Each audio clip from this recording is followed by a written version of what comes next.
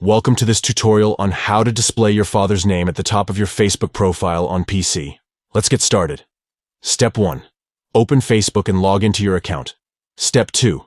Locate your profile photo at the top right corner and click on it to access your profile. Step 3. Click on the About section to view your profile details. Step 4. Inside the Details About You tab, find the option to add a nickname under Other Names and click on it. Step 5.